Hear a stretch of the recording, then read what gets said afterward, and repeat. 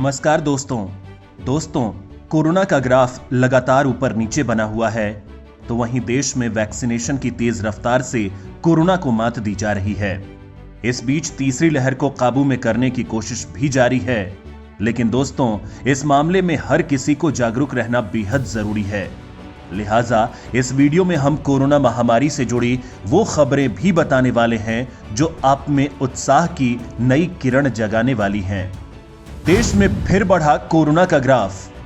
देश में कोरोना के नए मामलों में फिर बड़ा उछाल देखा गया है।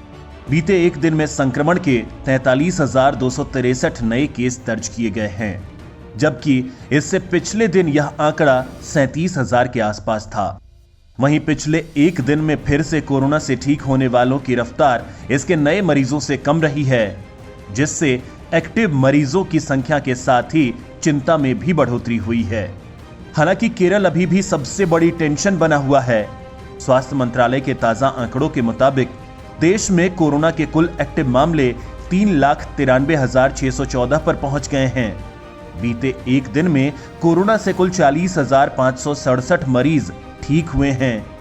कोरोना के नए मामलों में सबसे बड़ी हिस्सेदारी अभी भी केरल की है। बीते 24 घंटे में अकेले केरल राज्य में ही संक्रमण के 30,196 नए मामले सामने आए हैं, तो वहीं महाराष्ट्र में भी कोरोना फिर सिर उठाने लगा है। महाराष्ट्र में कोरोना वायरस के 4,174 नए मामले सामने आए। हालांकि केंद्रीय स्वास्थ्य मंत्रालय के वैक्सीनेशन अभियान तेजी से जारी है। पिछले 24 घंटों में कोरोना वायरस वैक्सीन की 86,52,000 डोज लगाई गई, जिसके बाद कुल वैक्सीनेशन का आंकड़ा 71,66,000 हो गया है। कोरोना की नेजल वैक्सीन पर बड़ी गुड न्यूज। भारत के करोड़ों लोगों के लिए कोरोना से जुड़ी एक बड़ी खबर भी सामने आ रही है। भारत बायोटेक की नेजल कोरोना वैक्सीन का क्लिनिकल ट्रायल दिल्ली के एम्स अस्पताल में होने वाला है। क्लिनिकल ट्रायल के लिए एम्स एथिक्स कमेटी के पास अप्रूवल के लिए भेज दिया गया है। उम्मीद है अगले 1 से 2 हफ्ते में इस नेजल वैक्सीन का ट्रायल शुरू किया जाएगा। इससे पहले भारत बायोटेक की कोवैक्सीन का ट्रायल भी एम्स में हो चुका है। भारत बायोटेक की कोरोना वैक्सीन के बाद अब उसी कंपनी की नेजल वैक्सीन का क्लिनिकल ट्रायल दिल्ली के एम्स में किया जाएगा। इस ट्रायल के principal investigator doctor Sanjay Rai होंगे।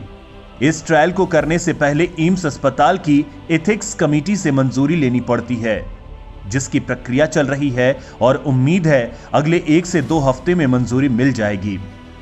एम्स के community medicine doctor Sanjay Rai का कहना है कि ट्रायल शुरू होगा जब एथिकल अप्रूवल आ जाएगा। रेगुलेटरी फॉर्मेलिटी पूरी हो जाएंगी, उसके बाद ट्रायल शुरू होगा। एम्स में भारत बायोटेक की कोवैक्सीन के ट्रायल के प्रिंसिपल इन्वेस्टिगेटर रहे डॉक्टर संजय राय का मानना है कि यह नेजल वैक्सीन ज्यादा प्रभावी हो सकती है। उन्हें उम्मीद है कि संक्रमण को रोकने में प्रभावी साबित हो सकती है। डॉक्टर संजय राय का कहना है, इसमें कोई इंजेक्शन नहीं होगा, नेजल रूट से देंगे।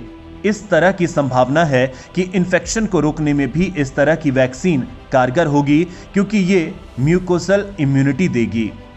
अभी जो वैक्सीन है वो इन्फेक्शन को रोकने में उतनी कारगर नहीं है, वो सिवियरिटी को रोकने या डेथ को रोकने में कारगर है। इस नेजल वैक्सीन का दूसरे और तीसरे चरण का ट्रायल एम्स में होगा। इस वैक्सीन के दूसरे चरण का ट्रायल करीब 300 लोगों पर किया जाएगा।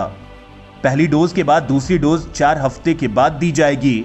इसके बाद तीसरे चरण के ट्रायल में डबल ब्लाइंड ट्रायल होगा, जिसमें कुछ क्लिनिकल ट्रायल वॉलंटियर को नेजल वैक्सीन और कुछ को प्लेसिबो दिया जाएगा।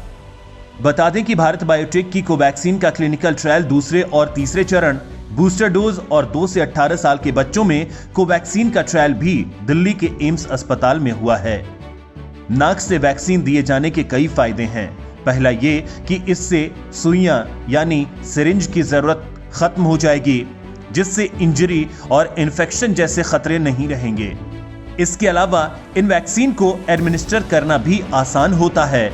इनमें से कई नेजल वैक्सीन का बच्चों के लिए भी ट्रायल किया जा रहा है। सफलता मिली तो यह बड़ी राहत होगी।